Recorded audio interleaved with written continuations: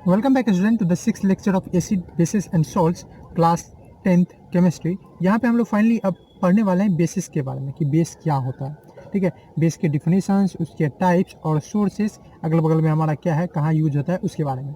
इससे पहले मैं 5 लेक्चर में एसिड्स का पूरा थ्योरी और साथ में इंडिकेटर बता चुका हूँ। तो अब हम लोग डायरेक्ट स्टार्ट करेंगे बेस और उसके कुछ रिलेटेड प्रॉपर्टी के बारे में। इसका मेन प्रॉपर्टी आएगा कुछ लेक्चर्स बाद। तो पहला जो ये लेक्चर है हमारा बेस के ऊपर, इसमें हम लोग उसके सिंपल इंट्रोडक्टरी के बारे में बात करेंगे। बेस क्या है, उसके टाइप्स, अल्कली जैसे आप सुने होंगे वो अल्कली के बारे में बात करेंगे और उसके अलग अलग सोर्सेस। ठीक है, उसके बाद हम लोग सेकेंड लेक्चर लाएंगे इस पर बेस का, यानी एसिड बेस सॉल्ट का 6th लेक्चर ये है। और 7th लेक्चर में हम लोग बात करेंगे किसके बारे में, तो 7th लेक्चर में हम लोग बात करेंगे class preparation of basis, base कैसे प्रिपेयर होता है। और फाइनली 8th लेक्चर में हम लोग बात करेंगे प्रॉपर्टीज ऑफ बेस। तो 3 लेक्चर में हम लोग का बेस खत्म हो जाएगा और यही 3 लेक्चर आपको मिलेगा। ठीक है, बेस के ऊपर। तो चलिए स्टार्ट करते हैं बेस के ऊपर। तो बेस भी एक कंपाउंड का ही, हम लोग जाने थे कि कंपाउंड को ही एसिड बेस और सॉल्ट में बांटा गया है, क्लासिफिकेशन किया गया। वैसे कंपाउंड को अलग अलग क्राइटेरिया पे क्लासीफाई किया जाता है और यहाँ पे भी एक क्राइटेरिया जो है वो एसिड बेस और सॉल्ट के रूप में किया गया है। अब चलिए यहाँ पे अगर बेस की बात करते हैं तो बेस की भी अपनी कुछ प्रॉपर्टी है, जैसे एसिड का था। तो बेस का जो सिंपल प्रॉपर्टी है वो देखिए, बेस का पाया जाता है तो आपका जो सोप है वहाँ, आपका टूथपेस्ट है वहाँ, ठीक है, उस समय बेस पाया जाता है। तो उसका आप बोल सकते हैं कि बेस वैसे सब्सटेंस है या वैसे कंपाउंड्स है, ठीक है, जो सोपी टू टच है, दैट आर सोपी टू टच। तो मतलब क्या हम बेस को टच कर सकते हैं? नहीं, वो भी बहुत ज़्यादा कोरोसिव है। ठीक है, एसिड की तरह ही बेसिस भी बहुत ज़्यादा कोरोसिव है, उसको भी टच नहीं करना है। लेकिन ऐसा ऑब्जर्वेशन है कि जो ये है, ये बेसिस बहुत ज़्यादा सॉफ्टी होते हैं, सॉफ्ट होते हैं। ठीक है, तो वो बहुत ज़्यादा सोपी होते हैं। सोप जैसे आप साबुन भी देखेंगे और सोप भी देखेंगे, वो भी क्या है, उसमें भी बेस रहता है। ठीक है, तो सोपी टू टच मतलब सॉफ्ट टू टच। अगर हम सोप को छूते हैं वो कैसा लगता है, सॉफ्ट लगता है ना। Soapy simply mean soft to touch. इसका टेस्ट के बारे में, तो इसका टेस्ट के बारे में ऊपर ही लिखता हूँ। जैसे एसिड सॉवर था तो ये कैसा है, तो bases are bitter in taste. कैसे होते हैं, बिटर, यानी तीता होता है इसका टेस्ट, बिटर इन टेस्ट, इनका टेस्ट बिटर होता है, तीता होता है। अब देखिए, अब बेस का अलग अलग डिफिनेशन हम लोग देखते हैं, एक दो डिफिनेशन हम लोग देखते हैं कि बेस क्या है रियल में। तो बेस को अगर आपको पहचानना हो, ठीक है, तो उसके लिए आपको देखना पड़ेगा कि ये बेस दो फॉर्म में हम लोग को कॉमनली मिलने वाला है। पहला जो आपको मिलेगा वो मिलेगा ऑक्साइड, मेटलिक ऑक्साइड। वो भी किसका ऑक्साइड, मेटलिक ऑक्साइड। ठीक, मेटलिक ऑक्साइड जैसे कैल्शियम ऑक्साइड है, ठीक है, सोडियम का ऑक्साइड है, ये सब आपको मिल जाएगा मेटलिक ऑक्साइड। दूसरा जो है वो आपको क्या मिल जाएगा, मेटलिक हाइड्रोक्साइड या सिंपली हाइड्रोक्साइड। ठीक है, हाइड्रोक्साइड ऑफ मेटल या group of element behaving like a metal. ठीक है, ऐसा भी हम लोग जैसे एसिड में देखे थे कि मेटल या group of element behaving like metal, वो भी जैसे अमोनिया हम लोग वहाँ देखे थे। तो चलिए, पहला जो डिफिनेशन हम लोग लिख सकते हैं वो ऐसे ही लिख सकते हैं कि एक तो यहाँ से भी लिख सकते हैं, bases are the substance which are bitter in taste, ठीक है, and are soapy to touch. ठीक, ये डिफिनेशन। और आप क्या लिख सकते हैं कि बेस एक ऐसा सब्सटेंस है जो क्या होता है, विच आर आइदर या विच आर यूजुअली, जो यूजुअली होते क्या है, तो यूजुअली ऑक्साइड्स और hydroxides, which are usually oxides और हाइड्रोक्साइड, ऑक्साइड होते हैं या हाइड्रोक्साइड होते हैं किसके, ऑफ मेटल। ठीक है, मेटल के, या group of metal, group of element behaving like metal. ठीक, बिहेविंग लाइक मेटल। और इसके बारे में अगर आपको नहीं समझ में आ रहा है, मतलब पिछला लेक्चर नहीं देख के आए हैं, तो वहाँ आप ये समझ जाएंगे, इसका बहुत ज़्यादा इंपॉर्टेंस है, बिहेविंग लाइक मेटल। ठीक, और एक्सटेंड कर सकते हैं इसको, जो एसिड के साथ रिएक्ट करता है सॉल्ट और वाटर प्रोड्यूस करने के लिए, जो हम लोग देख चुके हैं। ठीक है, तो आप ऐसे ही बोल सकते हैं कि ये एक ऐसा सब्सटेंस है, बेस के बारे में बात कर रहा हूँ, तो एक ऐसा सब्सटेंस है जो रिएक्ट करता है रिएक्ट्स विथ एसिड, जो एसिड के साथ रिएक्ट करता है to produce salt and water. मैं किसी बात कर रहा हूँ, आपको पता चल गया हो, न्यूट्रलाइजेशन रिएक्शन की। ठीक है, तो प्रोड्यूस सॉल्ट एंड वाटर, तो इससे भी आप डिफिनेशन बना सकते हैं। क्या एसिड का ऐसे डिफिनेशन नहीं बना सकते? ऑफकोर्स आप बना सकते हैं। ठीक है, एसिड क्या है, एक ऐसा सब्सटेंस है जो बेस के साथ मिलकर सॉल्ट और वाटर बनाते हैं। वहाँ पे मैंने इसलिए नहीं बताया क्योंकि आप बेस के बारे में नहीं पढ़े थे, ना ही न्यूट्रलाइजेशन रिएक्शन के बारे में, इसलिए मैंने वो डिफिनेशन ऐड नहीं किया। आप अपने से डिफिनेशन बनाइए ना। आप ऐसे भी डिफिनेशन बना सकते हैं कि ये ऐसा सब्सटेंस है, एसिड के बारे में क्या बोलते हैं, ऐसा सब्सटेंस होता है जो आर्निस भी जो बोलते हैं कि जो H+ रिलीज करे, इसके कंडीशन में आपको OH- निकलेगा। तो आप ऐसे भी डिफाइन कर सकते हैं कि ये एक सब्सटेंस है या एक कंपाउंड है जो दैट डिसोसिएट, यानी टूट जाता है, यानी आयोनाइज हो जाता है, आयन में टूट जाता है, इन एक्वस सॉल्यूशन, एक्वस मतलब वाटर वाले सॉल्यूशन में, इन एक्वस सॉल्यूशन क्या देने के लिए, to give OH minus, to give OH minus, OH minus को क्या बोलते हैं, हाइड्रो ऑक्साइड आयन, ठीक है, हाइड्रो ऑक्साइड आयन। तो हाइड्रो ऑक्साइड देने के लिए टूट जाता है। एग्जाम्पल, तो एग्जाम्पल देख लीजिए, जैसे हम लोग के पास मान लीजिए NaOH है, NaOH में जब हम लोग क्या कर दिए, ये वाटर में दे दिए H2O के प्रेजेंस में एक्वस है, तो ये Na प्लस और OH माइनस में टूट जाता है, ठीक है, सोडियम हाइड्रोक्साइड। उसी तरह से मान लीजिए हमारे पास कैल्शियम हाइड्रोक्साइड है, तब हाँ इसका भी देख रहे हैं, हाइड्रोक्साइड और ऑक्साइड वो दोनों बेस रहता है। कैल्शियम हाइड्रोक्साइड है, तो कैल्शियम हाइड्रोक्साइड ये भी क्या टूट जाएगा, Ca2 प्लस में, और OH का देख रहे हैं OH जो है, तो इसको आप लिख दीजिए प्लस 2OH माइनस, ठीक है, ये हो गया। ओके, अब कोई ऐसा भी यहाँ पे एक चीज़ है कि इसमें तो आप अगर ऑक्साइड की बात कर रहे हैं तो ये सब मिल गया, हाइड्रोक्साइड की बात करें तो अभी जैसे KOH बात किए हैं, NaOH बात किए हैं, ये सब हो गया। और मैं मेटल के जैसे बिहेव करने वाला ग्रुप के बारे में क्या बात कर रहा था, तो वहाँ आया था एक एग्जाम्पल अमोनियम हाइड्रोक्साइड, NH4OH। ये क्या है, ये मेटल है क्या, नहीं, लेकिन ऐसा एलिमेंट है, एक ऐसा ग्रुप है एलिमेंट्स का जो कि मेटल की तरह बिहेव करता है, मेटल का जो प्रॉपर्टी है, ठीक है, NH4 प्लस रहता है वो अमोनियम आयन, तो अमोनियम हाइड्रोक्साइड ये हो गया, ETC। अब देखिए कुछ ऐसे सब्सटेंस होते हैं जो बेस तो कहलाते हैं, ठीक है, लेकिन ये ऊपर ये वाला डिफिनीशन जो है, कौन वाला, कि ये रिएक्ट करते हैं किसके साथ, एसिड के साथ, सॉल्ट और वाटर प्रोड्यूस करने में, उसको पूरी तरह से फिट नहीं करता, ठीक है। जैसे एग्जांपल आपका अमोनिया, मैं अमोनियम की नहीं, अमोनिया की बात कर रहा हूँ, NH3 का। अमोनिया जो है सॉल्ट और वाटर, सॉल्ट बनाता है एसिड के साथ, ठीक है, अमोनिया सॉल्ट बनाता है लेकिन पानी नहीं देता है। फिर से अमोनिया जो है NH3, ये जब भी किसी एसिड के साथ रिएक्ट करता है तो क्या देता है, तो एसिड के साथ रिएक्ट करने पे ये सॉल्ट दे देता है, नो वाटर, वाटर नहीं देता है। तो क्या आप इसको बेस नहीं बोलेंगे, बोल सकते हैं।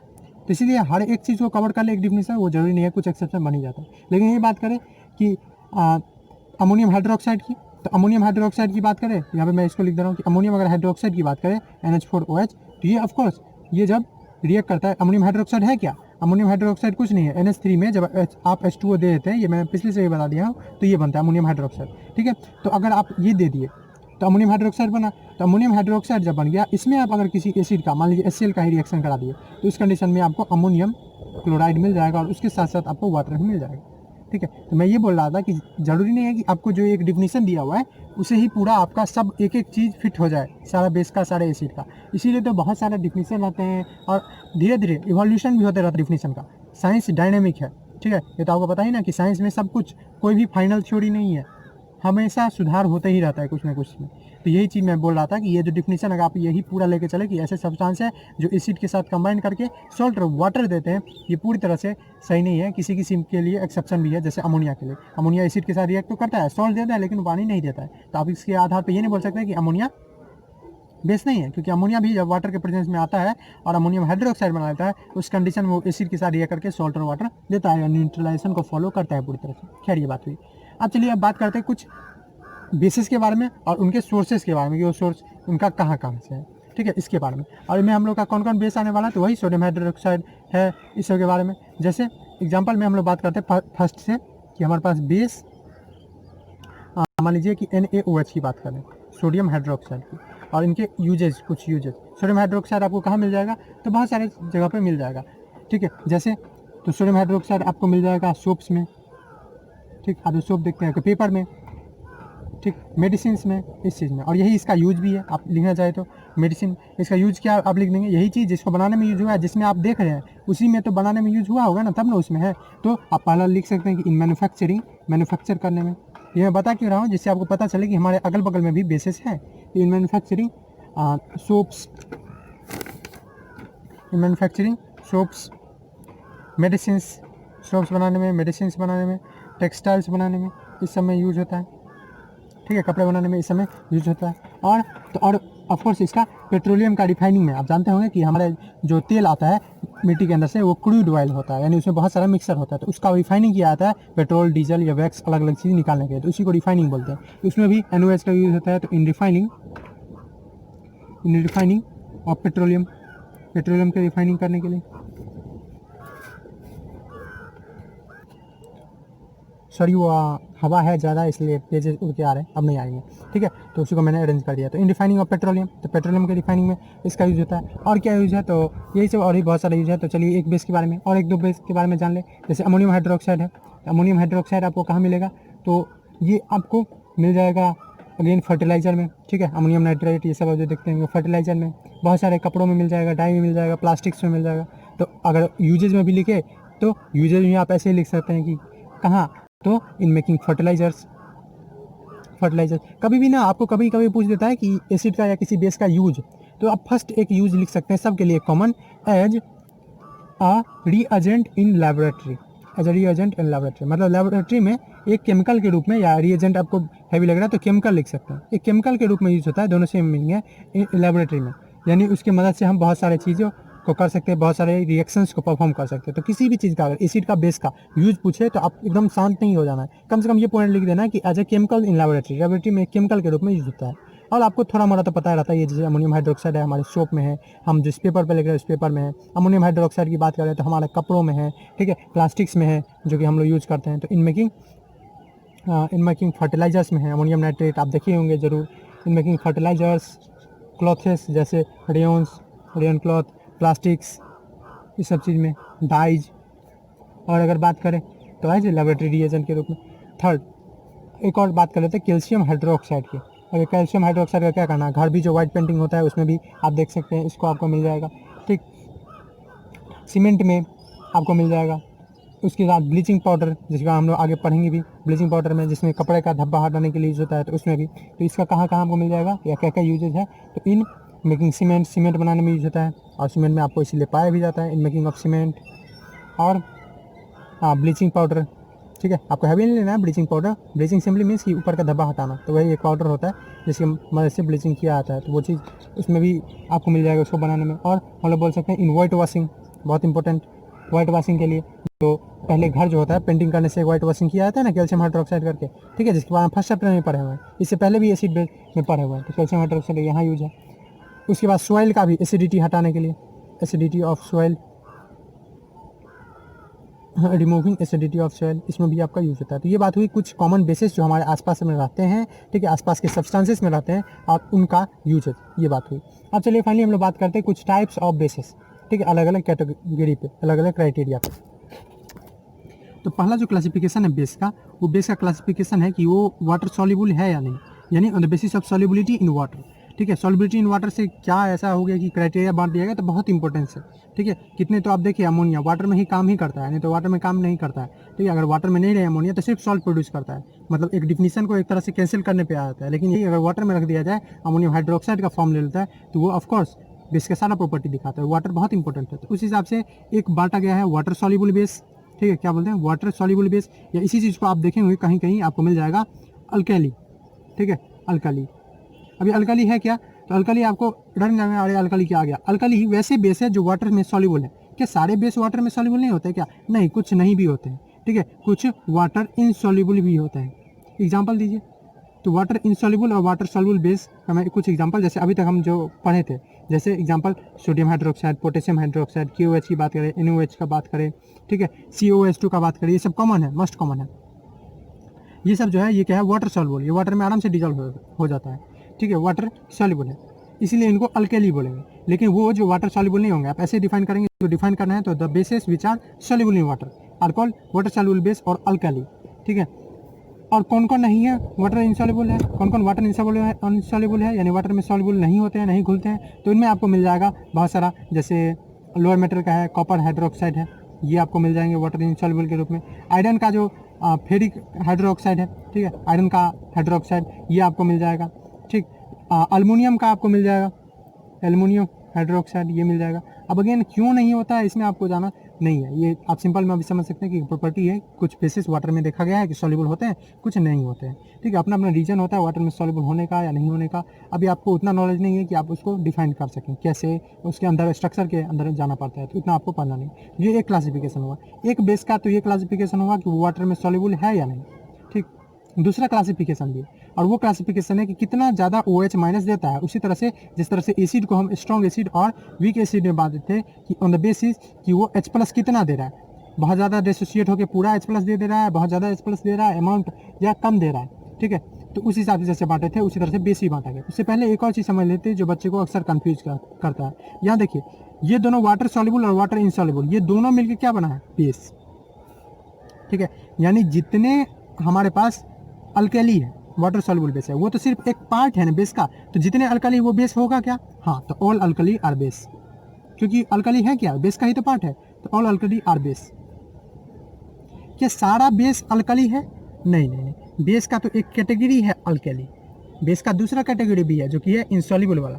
तो सारे बेस अल्कली होंगे यह जरूरत नहीं है। देखिए ना, ये भी बेस है, ये भी बेस है, ये भी बेस है, ये क्या अल्कली है? नहीं है। तो इसीलिए एक और लाइन लिख लीजिए आप, इसका रिवर्स सही नहीं है कि ऑल बेस आर अल्कली, नहीं, ठीक है। But all bases are not alkali, but all bases, जितने बेस हैं, आर नॉट अल्कली, वो अल्कली नहीं होते। चलिए ये चीज़ समझने के बाद ओके, जो लाइम जूस है, बेकिंग सोडा है, वॉशिंग सोडा, ये सभी बेसिस ही है। अब चलिए बात करते हैं कुछ स्ट्रॉन्ग और वीक, जो कि मैंने आपको बताया था सेकंड कैटेगरी है कि कितना जल्दी और कितना ज़्यादा अमाउंट में OH माइनस रिलीज करता है, उस हिसाब से इसको बांटा गया है स्ट्रॉन्ग बेस, ठीक है, और वीक बेस। स्ट्रॉन्ग बेस में मैं आपको एग्जांपल दूं, यही तीनों आप ले लीजिए, ठीक है, वाटर सॉल्युबल वाला ले लीजिए, ये सब स्ट्रॉन्ग बेसिस है। तो ये भी अगर वाटर सॉल्युबल एक कंडीशन में अगर हो जाता है, उस कंडीशन में बात होती है, ठीक है, यानी ये आप बोल सकते हैं कि वाटर सॉल्युबल का ही ये कैटेगरी है, ये स्ट्रॉन्ग होगा या वीक, ये वाटर सॉल्युबल के ही डिपेंड करता है। तो वाटर सॉल्युबल की बात अगर करें हम, तो इसमें हम लोग कैसे कर सकते हैं, तो स्ट्रॉन्ग बेसिस, स्ट्रॉन्ग बेस कैसे होगा, तो वो बेस जो ज़्यादा अमाउंट में और जल्दी से डिसोसिएट हो जाए और OH माइनस रिलीज कर दे, ये स्ट्रेंथ के बेसिस पे, on the basis of strength. और ये स्ट्रेंथ डिसाइड कैसे किया जाता है, तो ये स्ट्रेंथ डिसाइड किया जाता है कि कितना जल्दी और कितना ज़्यादा वो क्या निकाल रहा है, OH माइनस रिलीज कर रहा है जब वाटर में डिजॉल्व किया जा रहा है, ठीक। तो कंप्लीटली अगर डिसोसिएट हो जाता है, आप ऐसे डिफाइन करेंगे, the bases that gets completely dissociated or ionized in aqueous solution are called strong bases, ठीक है। तो कंप्लीटली डिसोसिएट अगर हो जाता है, कंप्लीटली डिसोसिएटेड या ionized to provide hydroxide ion दे देता है, तो उसको हम लोग स्ट्रॉन्ग बेसिस बोलते हैं। हाइड्रोक्साइड आयन, उसको हम लोग क्या बोलते हैं, स्ट्रॉन्ग बेसिस। एग्जांपल में आप ऊपर वाला ले लीजिए, KOH है, ठीक है, NaOH है, कैल्शियम हाइड्रोक्साइड है, ये सब क्या है, ये सब स्ट्रॉन्ग बेसिस है। यानी ये जब वाटर में सॉल्युबल होते हैं, वाटर में सॉल्युबल तो होते ही हैं, उसके साथ जब ये सॉल्युबल होते हैं तो आराम से पूरी तरह से डिसोसिएट होकर, अगर NaOH है तो Na+OH माइनस होकर OH माइनस रिलीज कर देते हैं।